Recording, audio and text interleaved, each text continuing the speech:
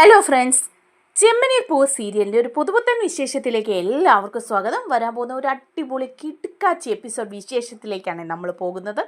എന്താണെന്ന് വെച്ചാൽ നമ്മുടെ ശ്രുതിയുടെ കള്ളത്തരങ്ങളെല്ലാം പൊളിച്ചെടുക്കുകയാണ് ഈ എപ്പിസോഡിൽ കേട്ടോ. അങ്ങനെ ഇത്രയും നാളും നമ്മൾ കാത്തിരുന്ന ഒരു കാര്യമാണ്. ശ്രുതി ആരാണെന്നുള്ള വിവരം ചന്ദ്രയും അതുപോലെ ശ്രുതിയും ഒക്കെ ഒന്ന് അറിയണം. ശ്രുതിയുടെ ആ കള്ളത്തരങ്ങളെല്ലാം ഒന്ന് പുറത്തു വരണം എന്നുള്ളത്. ഏതായാലും ഈ എപ്പിസോഡിൽ നമ്മൾ ആ വിവരങ്ങളൊക്കെ പുറത്ത് വരികയാണ് കേട്ടോ. അങ്ങനെ അധികം താമസിക്കാതെ തന്നെ ശ്രുതിയുടെ എല്ലാ കളത്തരങ്ങളും അങ്ങ് വെളിച്ചത്ത് വരികയാണ് ചെയ്യുന്നത്. നമ്മുടെ സച്ചി തന്നെയാണ് കേട്ടോ ഇന്ന് ബീരാനെ കൊണ്ടുവന്ന് എല്ലാവരുടെയും മുമ്പിൽ നിർത്തുന്നത്.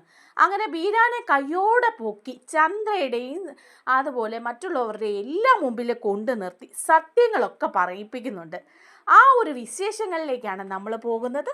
നമ്മുടെ വീഡിയോ ഇഷ്ടമായാലൊന്ന് ലൈക്ക് ചെയ്യാൻ ആരും മറക്കല്ലേ. അതുപോലെ ചാനൽ കൂടി ഒന്ന് സബ്സ്ക്രൈബ് ചെയ്ത് സപ്പോർട്ട് ചെയ്യണേ.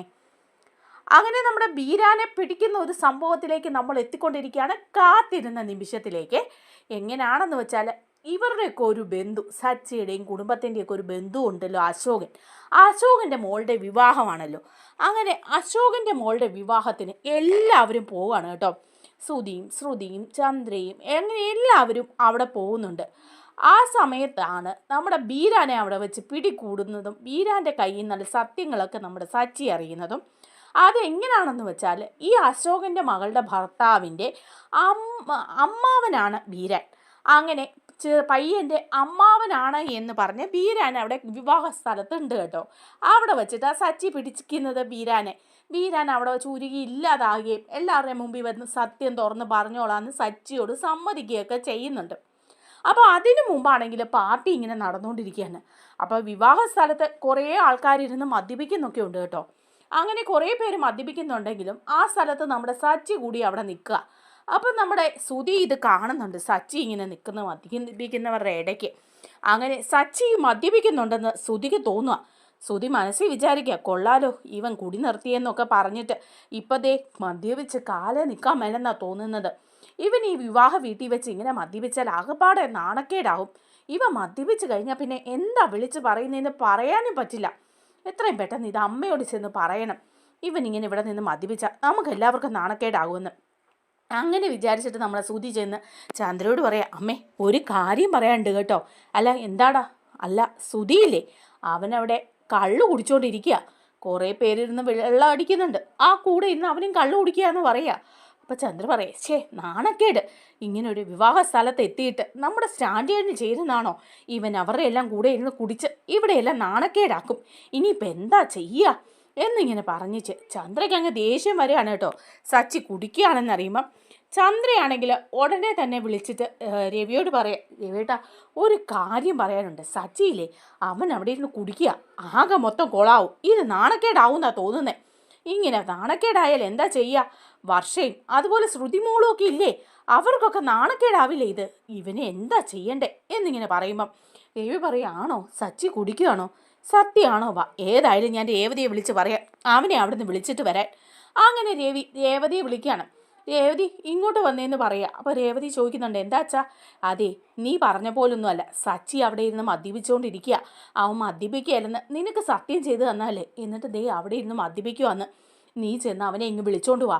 എന്തൊരു കഷ്ടമാണ് ഇത്, ആകെപ്പാടെ നാണക്കേടാവില്ലേ എന്ന് പറയാം. അപ്പോൾ രേവതിക്ക് നല്ല വിഷമാവാണ് കേട്ടോ, സച്ചി ഇങ്ങനെ എല്ലാവരുടെയും സമക്ഷത്തിൽ ഇന്നിങ്ങനെ മദ്യപിക്കുന്നത്. അപ്പോൾ രേവതി എന്ത് ചെയ്യുക, രേവതിക്ക് അങ്ങോട്ട് ചെല്ലാൻ പറ്റുന്നില്ല. അങ്ങനെ ചെല്ലാൻ പറ്റാതിരിക്കുമ്പോൾ സച്ചി അവിടെ ഒരു മദ്യപിച്ചുകൊണ്ടിരിക്കുന്നവർ അവിടെ നിന്ന് വർത്താനമൊക്കെ പറയുന്നേ ഉള്ളൂ, കുടിക്കുന്നൊന്നുമില്ല കേട്ടോ. അതേസമയം ഒരു കള്ളുകുടിക്കുന്നുമായിട്ട് സച്ചി കൂട്ടിമുട്ടുമ്പോൾ അയാളുടെ കയ്യിലിരുന്ന ആ മദ്യം സച്ചിയുടെ ദേഹത്ത് ഇങ്ങനെ വീഴുന്നുണ്ട് ഡ്രസ്സിൽ. സച്ചി നാശം ഇതൊക്കെ ഇങ്ങനെ വീണല്ലോ, തനിക്ക് കണ്ണ് കണ്ടുകൂടെ, നോക്കി നടന്നുകൂടെ എന്നൊക്കെ ചോദിക്കുന്നുണ്ട്. അപ്പോൾ രേവതി അങ്ങോട്ട് ചെല്ലുമ്പോൾ ഇതൊക്കെയാണ് കാണുന്നത്. അപ്പോൾ രേവതി പെട്ടെന്ന് വിളിക്കുന്നുണ്ട് ശ്രീകാന്തെ ഇങ്ങോട്ട് വന്ന് ഒരു കാര്യം പറയട്ടെ എന്ന് പറയാം. അപ്പോൾ ശ്രീകാന്ത് ചോദിക്കുന്നുണ്ട്, എന്താ? അല്ല ശ്രീകാന്തെ, നീ ചെന്ന് സച്ചിയേട്ടനെ ഇങ്ങോട്ട് വിളിച്ചോണ്ട് പോവാ. സച്ചിയേട്ടനാണെങ്കിൽ അവിടെ ഇരുന്ന് മദ്യപിച്ചുകൊണ്ടിരിക്കുകയല്ലേ, ഇങ്ങോട്ട് വിളിച്ചോണ്ട് പോവാ നീ എന്ന് പറയാ. സച്ചിയേട്ടൻ മദ്യപിക്കുന്നോ? ഞാൻ ചെന്ന് നോക്കട്ടെ എന്നും പറഞ്ഞ് ശ്രീകാന്ത് അവിടെ നിന്ന് പോവാം. ശ്രീകാന്ത് ചെല്ലുമ്പോൾ സച്ചി അവിടെ ഇരിപ്പുണ്ട്, അദ്ദേഹത്ത് മദ്യമൊക്കെ വീണൊക്കെ ഇരിക്കുക. അപ്പോൾ അങ്ങനെ ചെല്ലുമ്പോൾ ശ്രീകാന്ത് പറയും, സച്ചിയേട്ടാ ഇങ്ങോട്ട് വന്നേ, സച്ചിയേട്ടൻ മദ്യപിക്കുകയല്ലെന്ന് പറഞ്ഞിട്ട് ഇത്ര ആളുകളുടെ ഇടയിൽ ഇരുന്ന് ഇങ്ങനെ മദ്യപിക്കണോ? ഇതൊക്കെ മോശമല്ലേ, സച്ചിയേട്ടനോട് അങ്ങോട്ട് ചെല്ലാൻ പറഞ്ഞു എന്ന് പറയാം. അപ്പോൾ സച്ചി ചോദിക്കുക, എന്താടാ നീ പറഞ്ഞേ, ഞാൻ മദ്യപിച്ചെന്നോ? നിനക്ക് എന്നെ കണ്ടിട്ട് കുടിച്ചെന്ന് തോന്നുന്നുണ്ടോ? ഞാൻ കുടിച്ചിട്ടൊന്നുമില്ല എന്ന് പറയാം. അപ്പോൾ ശ്രീകാന്ത് പറയാം, പിന്നെ കുടിച്ചിട്ടില്ലെന്ന്, പിന്നെ ഇവിടെ എന്തെടുക്കുക? എടാ ഞാൻ വെറുതെ ഇവിടെ ഒന്നും രണ്ടും ഒക്കെ പറഞ്ഞ് നിന്നതല്ലേ, നീ നോക്കിക്കേ ഞാൻ കുടിച്ചോന്ന്. ഞാൻ കുടിക്കുകയെന്ന് പറഞ്ഞാൽ കുടിക്കുകയല്ല. നിന്നോട് ആരാ ഇത് പറഞ്ഞത് ഞാൻ കുടിച്ചെന്ന്? ഇങ്ങോട്ട് വാ നീ, ഞാൻ എന്ന് പറഞ്ഞ് അടുത്തേക്ക് വിളിച്ചിട്ട് വാ വിളിച്ചിങ്ങനെ ഊതി കാണിക്കുക. എന്നിട്ട് പറയാം, ഇപ്പം നീ മണം വരുന്നുണ്ടോ നിനക്ക്? ഞാൻ കുടിച്ചിട്ടുണ്ടോടാ? നീ എൻ്റെ അനിയനല്ലേ, നിനക്ക് എത്ര ബോധമില്ലേ? എന്നെക്കുറിച്ച് നീ ഇങ്ങനെയൊക്കെയാണോ വിചാരിച്ച് വെച്ചിരിക്കുന്നത് ശ്രീകാന്ത് എന്ന് ചോദിക്കുക. അപ്പോൾ ശ്രീകാന്ത് പറയുന്നുണ്ട്, അല്ല ഞാനായിട്ട് പറഞ്ഞതൊന്നും അല്ല, ഇത് എന്നോട് ഏടത്തിയാണ് പറഞ്ഞത്, രേവതി ചേച്ചിയാണ് പറഞ്ഞതെന്ന് പറയാം. രേവതിയോ? അവൾ കണ്ടോ ഞാൻ കുടിക്കുന്നത്? അവളോട് ഇതാരാ പറഞ്ഞത്? രേവതി നിന്നോട് പറഞ്ഞോ ഞാൻ കുടിച്ചെന്ന്? ആ സച്ചേട്ടനെ വിളിച്ചുകൊണ്ട് വരാൻ പറഞ്ഞു, അതാ ഞാൻ വന്നതെന്ന് പറയാം. ശരി, ഞാൻ അവളോട് ചോദിക്കട്ടെ, അവളോട് ആരാ പറഞ്ഞത് ഞാൻ ഇവിടുന്ന് കുടിക്കുകയെന്ന്? വെറുതെ അനാവശ്യം പറയാം, എപ്പോഴും എന്നെ അങ്ങ് കുടിയനാക്കി വെച്ചിരിക്കുക എന്നൊക്കെ പറഞ്ഞ് സച്ചി അങ്ങോട്ട് ചെന്ന് രേവതിയോട് ചോദിക്കുക, രേവതി എടി ഞാൻ കുടിച്ചിട്ടുണ്ടോ നീ നോക്ക്, ഞാൻ അങ്ങനെ വാക്ക് പറഞ്ഞ വ്യവസ്ഥയില്ലാത്തവനൊന്നും അല്ല എന്ന് പറഞ്ഞ് രേവതിയുടെ നേരെ ഇങ്ങനെ ഊതി കാണിക്കുക. മണം ഉണ്ടോടി, ഞാൻ കുടിച്ചിട്ടുണ്ടോ എന്ന് ചോദിക്കുക. അപ്പം രേവതി പറയുന്നുണ്ട്, ഇല്ല കുടിച്ചിട്ടില്ല, പക്ഷേ പിന്നെ നീ എന്തിനാടി, എന്ത് തേങ്ങായടി ഇവനോട് പറഞ്ഞത് എന്ന് ചോദിക്കുക. അപ്പം രേവതി പറയുന്നുണ്ട്, അത് അച്ഛനാണ് എന്നോട് പറഞ്ഞത്. അച്ഛൻ എന്നോട് പറഞ്ഞു, നീ സച്ചിയേട്ടൻ കുടിച്ചിരിക്കുകയാണ്, ചെന്ന് വിളിച്ചോണ്ട് പോവാ, ഇല്ലെങ്കിൽ പരിപാടിക്ക് ഇടയിൽ ഭയങ്കര നാണക്കേടാവുമെന്ന്, അതാ ഞാൻ വന്നേ. ആഹാ, അച്ഛനോട് ഇതാരാ പറഞ്ഞത്? അച്ഛൻ അവിടെ ഇരുന്ന് ചുമ്മാ ഓരോന്ന് ആലോചിച്ച് കൂട്ടുവാണോ എന്ന് പറയാം. അപ്പോൾ അവിടെ ചെന്നിട്ട് രവിയോട് ചോദിക്കുക, അച്ഛാ ഞാൻ കുടിച്ചിട്ടുണ്ടോ അച്ഛാ? അച്ഛൻ എന്തിനാ രേവതിയോട് ഞാൻ കുടിച്ചിട്ടുണ്ടെന്ന് പറഞ്ഞത്? അച്ഛൻ എന്നെ സ്വപ്നം കണ്ടോ എന്ന് ചോദിക്കുക. അപ്പോൾ രവി പറയാം, ആഹാ നീ കുടിച്ചിട്ടില്ലായിരുന്നോ? എന്നോട് പറഞ്ഞത് ചന്ദ്രയാന്ന് പറയാം. അപ്പോഴത്തേക്ക് നല്ല ദേഷ്യം വരിക സച്ചിക്ക്. സച്ചി പറയാം, അമ്മയോ? അമ്മ അത് പറഞ്ഞില്ലെങ്കിലേ ഉള്ളൂ, അല്ലേലും എന്നെ കുറ്റപ്പെടുത്താൻ ഓരോ കാരണങ്ങൾ നോക്കി ഇരിക്കുകയല്ലേ അവർ, അതുകൊണ്ട് സ്വപ്നം കണ്ടതായിരിക്കും എന്ന് പറയുമ്പോൾ രവി പറയാം, ചന്ദ്ര ചുമ്മാ പറഞ്ഞല്ലടാ, ചന്ദ്രയോട് സുധി വന്ന് പറഞ്ഞതാ, അവനാ ചന്ദ്രയോട് പറഞ്ഞത് നീ അവിടെ ഇരുന്ന് കുടിക്കുന്നുണ്ട്, നിന്നെ ചെന്ന് വിളിക്കാൻ. അങ്ങനെ അവൾ എന്നോട് പറഞ്ഞപ്പം ഞാനത് രേവതിയോട് പറഞ്ഞതാന്ന് പറയാം. അപ്പോൾ ഉടനെ സച്ചി പറയാം, അവൻ പോട്ടെ, ആ സുധി അവനാണോ വന്ന് പറഞ്ഞത്? അവനിത് പറഞ്ഞില്ലെങ്കിലേ ഉള്ളൂ, അവന് പെരുങ്കളനല്ലേ, എന്നെ എങ്ങനെയെങ്കിലും നാണം കെടുത്താൻ നോക്കിയിരിക്കുന്നവൻ. അവൻ ചെന്ന് അമ്മയെ ഇളക്കാൻ വേണ്ടി പറഞ്ഞായിരിക്കും, നിങ്ങളെല്ലാം അത് വിശ്വസിക്കാനും. ഞാനിവിടെ കള്ളൊന്നും കുടിച്ചിട്ടില്ല കേട്ടോ എന്ന് പറയാം. അപ്പോൾ രവി പറയുന്നുണ്ട്, നീ അതൊക്കെ ഇനി വിട്, എന്തായാലും പരിപാടിയൊക്കെ നടന്നുകൊണ്ടിരിക്കുകയല്ലേ, നന്നായിട്ട് നടക്കുന്നുണ്ട് വിവാഹമൊക്കെ. അങ്ങനെ അശോകൻ്റെ മകളുടെ വിവാഹവും കഴിഞ്ഞു എന്നൊക്കെ ഇങ്ങനെ അവർ പറയുകയാണ് കേട്ടോ. അങ്ങനെയൊക്കെ പറഞ്ഞുകൊണ്ടിരിക്കുന്ന സമയത്ത് നമ്മുടെ ബീരാൻ അവിടെ ഉണ്ട് കേട്ടോ. ബീരാനാണെങ്കിൽ പയ്യൻ്റെ അമ്മാവനാണ്. അപ്പോൾ ഉടനെ അശോകൻ ബീരാൻ്റെ അടുത്ത് ചെന്നിട്ട് സംസാരിച്ചിട്ട് പറയുന്നുണ്ട്, എൻ്റെ ഒരു കൂട്ടുകാരനും മക്കളും ഒക്കെ വന്നിട്ടുണ്ട് കേട്ടോ, അവരെയൊക്കെ ഒന്ന് നേരിക്കണ്ട് പരിചയപ്പെടണം നിങ്ങൾ. പയ്യൻ്റെ അമ്മാവനല്ലേ ഈ വിവാഹം നടക്കാൻ, അവരൊക്കെയാണ് കാരണം, അവരുടെ മോൻ സച്ചിയൊക്കെയാണ് ഇതിനൊക്കെ കാരണം ഈ വിവാഹം നടക്കാനായിട്ട് എന്നൊക്കെ പറയണം. അപ്പം ബീരാൻ പറയും, തീർച്ചയായിട്ടും ഞാൻ അവരെ കണ്ട് സംസാരിക്കുന്നുണ്ട്, അവർക്കൊരു പൂമാലയൊക്കെ ഇട്ട് കൊടുക്കാനായിട്ട് ഞാൻ വിചാരിച്ചിരിക്കുകയാണ്, ഒരു ഗംഭീര സ്വീകരണം തന്നെ അവർക്ക് ഞാൻ കൊടുക്കും എന്നൊക്കെ ഇങ്ങനെ പറയുക. അപ്പം ആ പെണ്ണിൻ്റെ പയ്യനും അച്ഛനും പറയുന്നുണ്ട്, അതിന് നിങ്ങൾ നിൽക്കണമെന്ന് പറയാം. അങ്ങനെ ഇരിക്കുന്ന സമയത്താണ് നമ്മുടെ പെൺകുട്ടി ഒരുങ്ങിക്കൊണ്ടിരിക്കുകയാണ്. പെൺകുട്ടി ഒരുങ്ങിക്കൊണ്ടിരിക്കുമ്പം ആ വീട്ടിൽ ഒരു ഭാര്യയും ഭർത്താവും കള്ളന്മാരാണ്. ഇങ്ങനെ വിവാഹം നടക്കുന്ന വീടുകളിലും ഒക്കെ ചെന്നിട്ട് അവിടുന്ന് സ്വർണ്ണമൊക്കെ മോഷ്ടിച്ചുകൊണ്ട് പോകുന്ന 2 പേരാണ്. അവർ 2 പേരും ഈ വിവാഹ വീട്ടിൽ എത്തിപ്പെട്ടിട്ടുണ്ട്. ആ വിവാഹ ചടങ്ങുകൾക്കിടയിലൊക്കെ എത്തിയിട്ട് എങ്ങനെയും പെൺകുട്ടിയുടെ സ്വർണ്ണം അടിച്ചു മാറ്റാനാണ് അവരിയ്ക്കുന്നത്. അങ്ങനെ ഇരിക്കുന്ന സമയത്താണ് രേവതിയോട് ഈ അശോകൻ പറയുന്നുണ്ട്, മോളെ രേവതി, നീ ചെന്നാൽ മോളെ വിളിച്ചോണ്ട് വാ, പെൺകുട്ടിയെ വിളിച്ചോണ്ട് വാ, പയ്യൻ വരാറായി, വിവാഹത്തിനുള്ള മുഹൂർത്തം ആറായി, നീ കൂട്ടിക്കൊണ്ട് വരാൻ പറയാം. അപ്പോൾ രേവതി അങ്ങ് ചെല്ലുകയാണ് പെണ്ണിരിക്കുന്ന റൂമിലേക്ക്. പെണ്ണാണെങ്കിൽ അവിടെ മേക്കപ്പൊക്കെ ചെയ്ത് ഇങ്ങനെ ഇരിക്കുക. അപ്പോൾ ഒരു മാല, പെൺകുട്ടിയുടെ ഒരു മാല ഊരി അവിടെ വച്ചിരിക്കുക. അപ്പം ഒരു ഫ്രണ്ട് ചോദിക്കുന്നുണ്ടല്ല, നിൻ്റെ ആ മാല എന്ത് നീ നേരത്തെ കെട്ടിരുന്ന ആ നെക്ലേസ് എന്തെന്ന് ചോദിക്കുമ്പം ഈ പെൺകുട്ടി പറയുന്നുണ്ട്, ആ നെക്ലേസ് ഞാൻ ഊരി വെച്ചിരിക്കുക, ഈ ഡ്രസ്സിൻ്റെ കൂടെ ഈ സാരിയുടെ കൂടെ അത് മാച്ചല്ല, അത് പിന്നെ തിരിച്ച് വന്നിട്ട് എടുത്തിട്ട് പോകാം, അതുവരെ ഇവിടെ ഇരിക്കട്ടെ, ഇപ്പം ഈ സാരിയുടെ കൂടെ അതിട്ടിട്ട് ഭയങ്കര ഒരു വൃത്തികേടായിട്ടാണ് തോന്നുന്നത് എന്ന് പറയാം. അപ്പോൾ പറയുന്നുണ്ട്, ശരി ഇവിടെ ഇരിക്കട്ടെ എന്ന് പറഞ്ഞ് ആ സ്വർണ്ണമാല അവിടെ വച്ചിരിക്കുക. ഇതൊക്കെ അപ്പോൾ ഈ സ്ത്രീ കാണുന്നുണ്ട്. ഈ സ്ത്രീ അവിടെ കയറി കൂടിയിരിക്കുകയാണ് കേട്ടോ പെണ്ണിനെ ഒരുക്കുന്നിടത്ത്. എന്നിട്ട് പറയുന്നുണ്ട്, ആ പെൺകുട്ടിക്ക് ഇറങ്ങാറൊക്കെ ആയല്ലോ, ഇതുവരെ റെഡി ആയില്ലേ എന്നൊക്കെ ചോദിക്കുക. അപ്പോൾ നമ്മുടെ രേവതി അവിടെയുണ്ട്. അപ്പോൾ രേവതി ഇവർക്ക് അറിയത്തൊന്നുമില്ല, പക്ഷേ രേവതിയുടെ പേരൊക്കെ ഇവർ പഠിച്ചു വെച്ചിരിക്കുക. എന്നിട്ട് എല്ലാവരും അറിയാവുന്ന പോലെ പറയുക കേട്ടോ, രേവതി മോളെ, പെൺകുട്ടിയെ ഇറക്ക, പയ്യൻ വരാറായി, വിവാഹത്തിൻ്റെ മുഹൂർത്തമായി എന്നൊക്കെ ഇവർ ഭയങ്കര ഇടപെടല. അതേസമയം രേവതിക്ക് ഇവരെ ഒരു സംശയം തോന്നുന്നു. ഇവരോട് ചോദിക്കുക, അല്ല നിങ്ങൾ ആരാ എന്ന് ചോദിക്കും. പറയാം, അതെ ഞാൻ പയ്യൻ്റെ പെങ്ങളുടെ അമ്മായിയമ്മയാന്ന് പറയണം. അപ്പോൾ രേവതി ചോദിക്കുക പയ്യൻ്റെ പെങ്ങളുടെ അമ്മായിയമ്മയോ? അതെ, പയ്യൻ്റെ പെങ്ങളുടെ അമ്മായിയമ്മയോ. എന്നെ നിങ്ങൾ കണ്ടിട്ടില്ലായിരിക്കും അല്ലേ, പക്ഷെ നിങ്ങളെല്ലാവരെയും എനിക്ക് നന്നായിട്ട് അറിയാം. ആ ഇറങ്ങിറങ്ങി നിങ്ങൾ ഇറങ്ങുന്നൊക്കെ പറയാം. അപ്പോൾ ഇവരുടെ കയ്യിൽ നിന്ന് ഒരു കത്രിക താഴെ പോവാണ് കേട്ടോ. ഇതൊക്കെ ഈ മാലയൊക്കെ പൊട്ടിച്ചെടുക്കാൻ വേണ്ടി കൊണ്ടു നടക്കുന്ന. അപ്പോൾ പെട്ടെന്ന് രേവതി ചോദിക്കുക എന്താ ഇത്, നിങ്ങളുടെ കയ്യിൽ എന്താ കത്രിക, ഈ കത്രിക എന്താ താഴെ പോയത്, എന്തിനാണ് നിങ്ങൾ കത്രികയും കൊണ്ട് നടക്കുന്നതെന്നൊക്കെ രേവതി ചോദിക്കുക. അപ്പോൾ അവർ പറയുന്നുണ്ട് കത്രികയോ, ഓ അത് ഞാൻ, എന്താ നിങ്ങൾക്ക് എന്നെ സംശയമാണോ? അല്ല മോളെ രേവതി, നിനക്ക് എന്നെ സംശയമാണോ? ഞാൻ പറഞ്ഞില്ലേ ഞാൻ പയ്യൻ്റെ ആളാണെന്ന്, എന്നിട്ട് പിന്നെ നിങ്ങളെന്തിനാ സംശയിക്കുന്നത്? ഞാൻ എല്ലാവർക്കും മുല്ലപ്പൂ മുറിച്ച് കൊടുത്തോണ്ടിരുന്ന കത്രിക ഇത്, അതാ താഴെ പോയത്. അതിന് ഇത്രയും പറയാനുണ്ടോ രേവതി എന്നൊക്കെ ചോദിക്കുക ഇവർ. അങ്ങനെ പെണ്ണിനെയും കൊണ്ട് ഇവർ ഇറങ്ങുന്ന സമയത്ത് ഇവർ ഈ മാല കൈക്കലാക്കുകയാണ് കേട്ടോ. മാല കൈക്കലാക്കി ഇവരുടെ ഭർത്താവും കൂടെ അങ്ങോട്ട് ഇറങ്ങുമ്പോൾ രേവതിക്ക് ആകെ മൊത്തം ഒരു സംശയമുണ്ട് ഇവരെ. അങ്ങനെ പെൺകുട്ടിയെ അവിടെ കൊണ്ട് ഇരുത്തി കഴിയുമ്പോഴേക്കും സച്ചിയോട് ചെന്ന് പറയാം, സച്ചിയേട്ടാ എനിക്കൊരു കാര്യം പറയാനുണ്ടെന്ന് പറയാം. അപ്പോൾ സച്ചി ചോദിക്കുക എന്താ രേവതി? അല്ല ഞാനൊരു സംശയം പറയാം, അവിടെ ഒരു സ്ത്രീയെ ഞാൻ കണ്ടു, എങ്ങും പരിചയമില്ല, അവരൊന്നും ബന്ധുക്കളാണെന്ന് എനിക്ക് തോന്നുന്നില്ല, പയ്യൻ്റെ വീട്ടുകാരാണെന്നാ പറഞ്ഞത്. പയ്യൻ്റെ വീട്ടുകാരാണെന്ന് പറഞ്ഞ് അവിടെ നിൽക്കുന്നുണ്ട് ആ സ്ത്രീ, എന്തോ ഒരു കള്ളത്തരം അവരുടെ മുഖത്തുണ്ട്, ഒരു കള്ള ലക്ഷണം, എല്ലാവരെയും കണ്ട് പേടിക്കുകയും പരുങ്ങുകയും ഒക്കെ ചെയ്യുന്നുണ്ട്. അതുകൊണ്ട് അവരോട് ആരാണെന്ന് ചോദിച്ചപ്പം പയ്യൻ്റെ പെങ്ങളുടെ അമ്മായിയമ്മയാണെന്നാ പറഞ്ഞതെന്ന് പറയാം. അപ്പോൾ സച്ചി പറയേ അങ്ങനെ പറഞ്ഞു അവർ? അതെ അങ്ങനെ പറഞ്ഞു.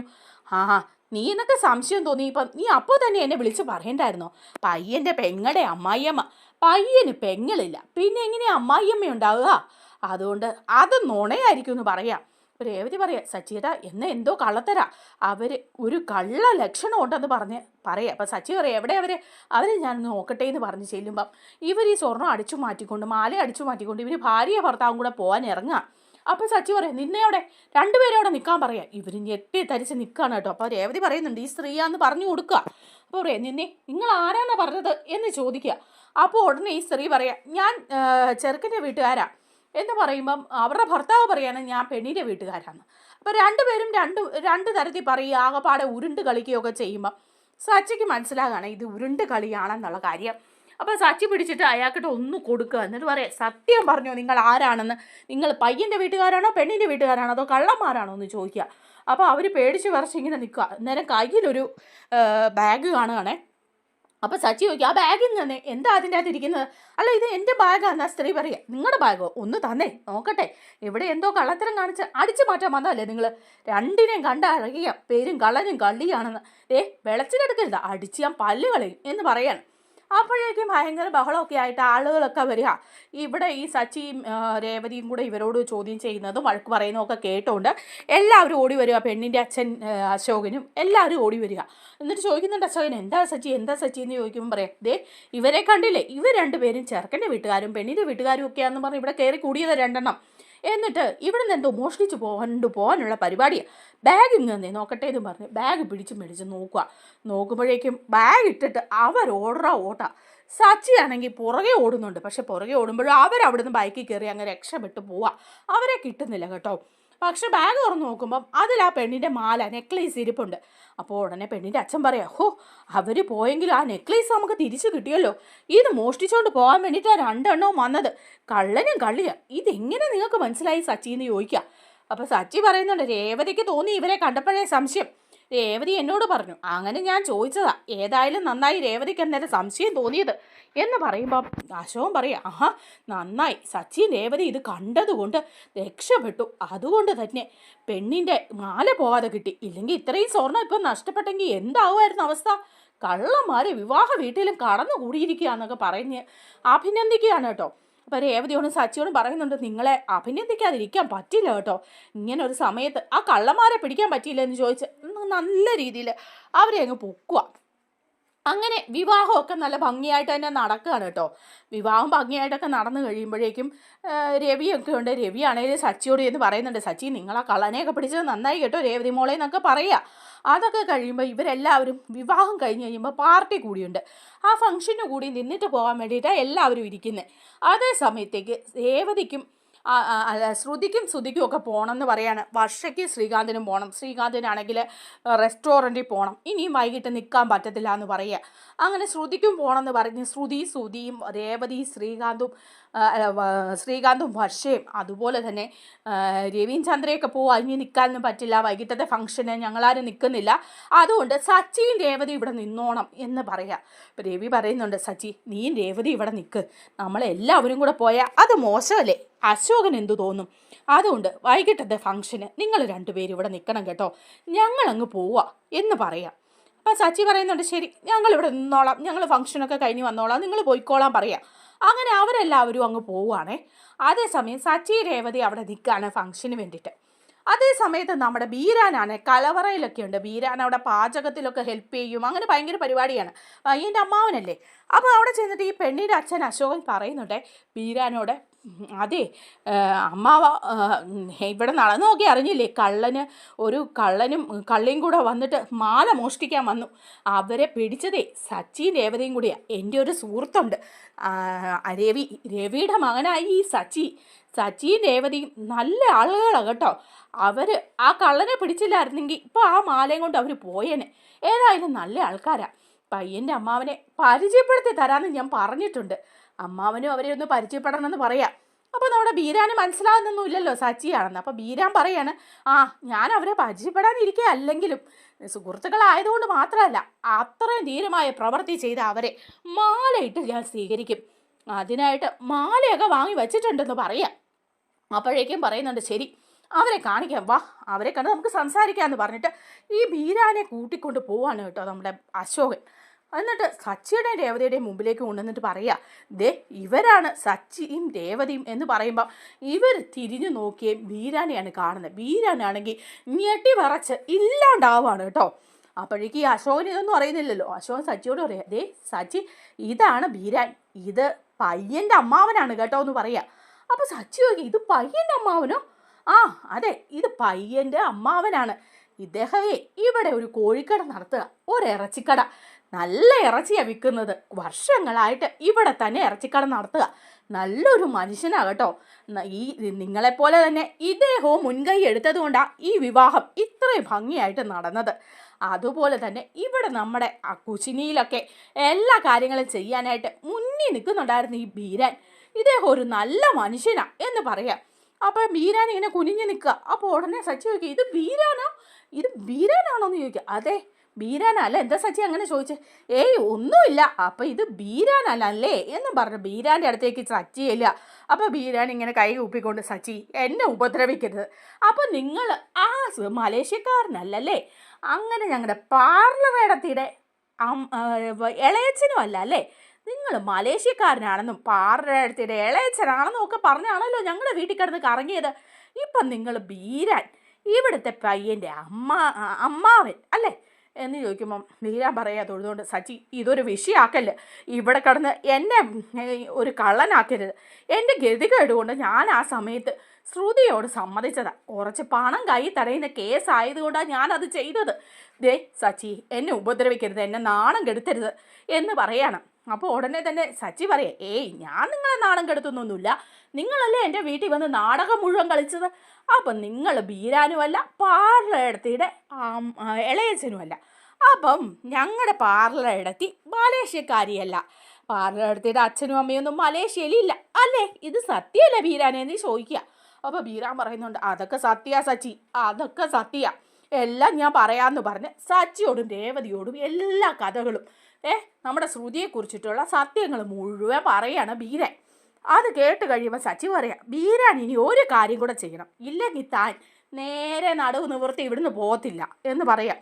അപ്പോൾ ബീരാൻ പറയുന്നുണ്ട്, എന്ത് വേണേലും ചെയ്യാം സച്ചി, എന്നെ അടിക്കരുത്, എന്നെ പോലീസിനെ കൊണ്ട് പിടിപ്പിക്കരുത് എന്ന് പറയാം. ഞാൻ പോലീസിനെ കൊണ്ടൊന്നും പിടിപ്പിക്കുകയില്ല, ബീരാൻ ഞങ്ങളുടെ കൂടെ എൻ്റെ വീട്ടിൽ വരണം, ഞങ്ങളുടെ പാർലറിടത്തിയുള്ള ഞങ്ങളുടെ വീട്ടിൽ വന്ന് എൻ്റെ അച്ഛൻ്റെ അമ്മയുടെയും അതുപോലെ പാർലറിടത്തിൻ്റെയും ആ പൊട്ടൻ സുധിയുടെയും ഒക്കെ മുമ്പിൽ നിന്ന് ഈ സത്യങ്ങളൊക്കെ ഒന്നുകൂടെ വിളിച്ച് പറയണം എന്ന് പറയാം. അപ്പം ബീരാൻ പറയുന്നുണ്ട്, അത് വേണോ, ഞാൻ അവിടെ വന്ന് ഇതൊക്കെ പറയുമ്പം അവരെല്ലാവരും കൂടെ എന്നെ പഞ്ഞിക്കിടുകയല്ലേ. ഒന്നും ചെയ്യത്തില്ല, നീ വാ അവിടെ വന്ന് എല്ലാ വിവരങ്ങളും ഒന്ന് വിളിച്ച് പറയണം, പറ്റിയല്ലെന്ന് ചോദിക്കുക. അപ്പോൾ സച്ചി ഇങ്ങനെ സൂക്ഷിച്ച് നോക്കുമ്പം ബീരാൻ പേടിച്ചു പോവുക. ബീരാൻ പറയാം ഞാൻ ചെയ്യാം എന്ന് പറഞ്ഞ് സച്ചി അങ്ങനെ ബീരാനെയും കൂട്ടിക്കൊണ്ട് നേരെ ചന്ദ്രോദയത്തിലേക്ക് പോവാണ്. അപ്പോൾ ചന്ദ്രോദയത്തിൽ ചെന്ന് സച്ചിയും രേവതി ഇറങ്ങി ചെല്ലുമ്പോഴേക്കും രവി ചോദിക്കുക, സച്ചി രേവതി ഇങ്ങ് വന്നോ? അപ്പം നിങ്ങൾ ഫംഗ്ഷനൊന്നും നിന്നില്ലേ? പാർട്ടിയൊക്കെ കഴിയുന്നതിന് മുമ്പ് നിങ്ങൾ പോകുന്നേ എന്നാന്ന് ചോദിക്കുക. അപ്പോൾ സച്ചി പറയുന്നുണ്ട്, പാർട്ടിക്കൊന്നും നിൽക്കാൻ പറ്റിയില്ല, അതെ വേറെ ചില പ്രശ്നങ്ങളൊക്കെ ഉണ്ടായിരുന്നു, അതുകൊണ്ട് നിന്നില്ല എന്ന് പറയാം. അപ്പോൾ ചന്ദ്ര ചോദിക്കുക, എന്താടാ പ്രശ്നം? നീ അവിടെ കള്ളു കുടിച്ചെന്തെങ്കിലും പ്രശ്നം ഉണ്ടാക്കിയോ എന്ന് ചോദിക്കുക. കള്ളു കുടിച്ച് ഞാൻ പ്രശ്നമൊന്നും ഉണ്ടാക്കിയില്ല, എല്ലാവരെയും വിളിച്ചിറക്ക്, ഒരു കാര്യം ഞാൻ കാണിച്ചു തരാം, എല്ലാവരും കൂടെ അതൊന്ന് കാണട്ടെ എന്ന് പറയാം. എന്താടാ? അല്ല എല്ലാവരെയും വിളിക്കും, പാർലറെടുത്തിയേയും ആ സുതിയേയും എല്ലാവരെയും വിളിക്കുമെന്ന് പറയാം. അപ്പോൾ രവി എല്ലാവരെയും വിളിക്കുക, എല്ലാവരും വന്ന് നിൽക്കുകയാണ്. അപ്പോൾ ഈ ബീരാനെ വിളിക്കുക, ബീരാനെ ഇങ്ങോട്ട് വന്നേ എന്ന് പറഞ്ഞ് സച്ചി വിളിക്കുക. ബീരാനോ എന്ന് പറഞ്ഞ് ചന്ദ്ര ഇങ്ങനെ അങ്ങോട്ടും ഇങ്ങോട്ടും നോക്കുക. അപ്പോൾ ബീരാൻ ഇങ്ങനെ കയറി വരികയാണ്. അത് കാണുമ്പോൾ നമ്മുടെ ശ്രുതിയുടെ കാറ്റങ്ങ് പോവാണേ. ശ്രുതി പേടിച്ച് വിറച്ചിങ്ങനെ നിൽക്കുക. ബീരാനോ? സച്ചി ഇയാളെയും പിടിച്ചോ? മൊത്തത്തിൽ കൊളായോ? ഇനിയിപ്പോൾ സത്യങ്ങളെല്ലാം അറിഞ്ഞോ എന്നൊക്കെ പറഞ്ഞ് ബീരാനാണെങ്കിൽ തല കുനിച്ച് ഈ സത്യങ്ങളൊക്കെ പറയാൻ വേണ്ടിയിട്ട് ചന്ദ്രോദയത്തിലേക്ക് കയറി വരിക. അപ്പോൾ ചന്ദ്ര പറയാം, ഇത് നമ്മുടെ ശ്രുതിയുടെ ഇളയച്ചനല്ലേ? അല്ല, ഇളയച്ചൻ എന്നാ മലേഷ്യയിൽ നിന്ന് വന്നതെന്ന് ചോദിക്കുക. അപ്പോൾ ബീരാൻ ഒന്നും വിടുന്നില്ലേ, ഇങ്ങനെ നിൽക്കുക. ഇനിയിപ്പോൾ സത്യങ്ങളൊക്കെ അവിടെ വിളിച്ച് പറയാനായിട്ട് പോവാണ്. ശ്രുതിയുടെ കള്ളത്തരങ്ങളെല്ലാം പിടിക്കാൻ പോവാണേ. നമ്മുടെ വീഡിയോ ഇഷ്ടമായാലൊന്ന് ലൈക്ക് ചെയ്യണേ, ഹൈപ്പ് ചെയ്യണേ, ചാനൽ കൂടി ഒന്ന് സബ്സ്ക്രൈബ് ചെയ്ത് സപ്പോർട്ട് ചെയ്യണേ.